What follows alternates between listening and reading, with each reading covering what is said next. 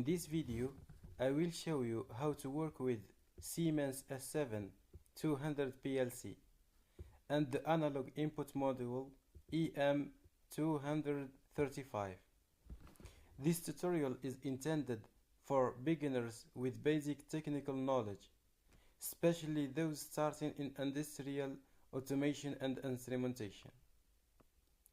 We will see how to wire analog inputs, the difference between current and voltage mode, and how to configure the EM235 module for current mode, how to scale an analog signal into an engineering unit, and finally, how to control an output based on a pressure.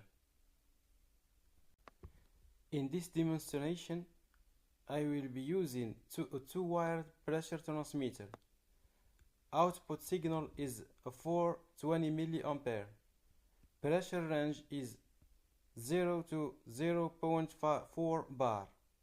When the pressure reaches or exceeds 0.38 bar, the PLC will activate the output Q0.0, which energizes the relay.